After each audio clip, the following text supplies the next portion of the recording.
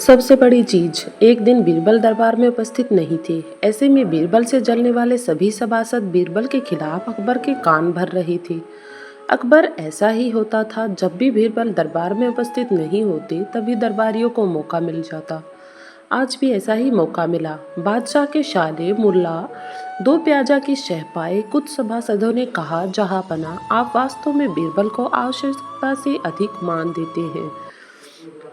हम लोगों से ज्यादा उन्हें चाहते हैं। आपने उन्हें बहुत सिर चढ़ा रखा है, जबकि जो काम वे करते हैं वह हम भी कर सकते हैं, मगर आप हमें मौका ही नहीं देते हैं। तो फिर इस कार्य को कैसे पूरा कर सके? तब बादशाह को बीरबल की बुराई अच्छी नहीं लगी।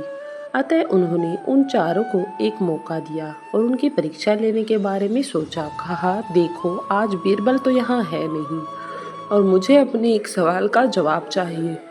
यदि तुम लोगों ने मेरे प्रश्न का सही सही जवाब नहीं दिया तो मैं तुम चारों को फांसी की सजा चढ़वा दूंगा।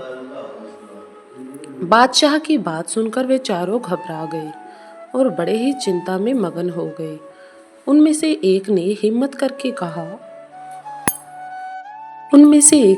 करके कहा, प्रश्न बताइए बादशाह सलामत, संसार में सबसे बड़ी चीज क्या है? और अच्छी तरह सोच समझकर जवाब देना, वरना मैं कह चुका हूँ कि तुम लोगों को फांसी पर चढ़वा दिया जाएगा। बादशाह अकबर ने कहा, अटपटी जवाब हरगिज नहीं चलेंगे। जवाब एक हो और बिल्कुल सही हो। बादशाह सलामत, हमें कुछ दिनों की मोहलत दीजिए।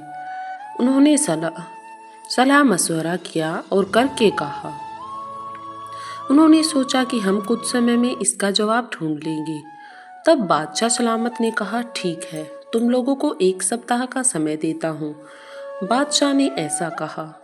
चारों दरबारी चले गए और दरबार से बाहर निकलने के बाद आकर सोचने लगे कि सबसे बड़ी चीज क्या हो सकती है। आखिर क्या है सबसे बड़ी चीज? एक दरबारी बोला, मेरी राय में तो सबसे बड़ी चीज अल्लाह है। अल्लाह से बड़ा कुछ भी नहीं होता। अल्लाह कोई चीज नहीं है। कोई दूसरा उत्तर सोचो। दूसरा इस बारे में बोला कि ये कोई चीज थोड़े ना है जो तुम इसके बारे में सोचोगे। फिर तीसरी ने कहा, सबसे बड़ी चीज है भूख, जो आदमी से कुछ भी करवा देती है।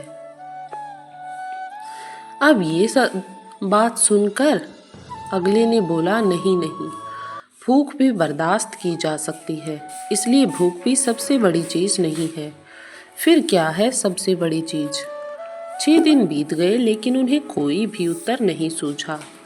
हार कर वे चारों बीरबल के पास पहुंचे और उसे पूरी बात की घटना कह सुनाई। साथ ही हाथ जोड़कर विनती की कि प्रश्न का उत्तर बता दें, नहीं तो आज हमारे प्राण जाने निश्चित हैं। बीरबल ने मुस्कुराकर कहा, मैं तुम्हारे प्रश्न का उत्तर दूंगा, लेकिन मेरी एक शर्त है। हमें आपकी 1000 शर्तें मंजूर हैं। चारों ने एक ही स्वर में बड़े जोर से लहजे में कहा, बस आप हमें इस प्रश्न का उत्तर बताकर हमारी जान बख्शी करवाएं।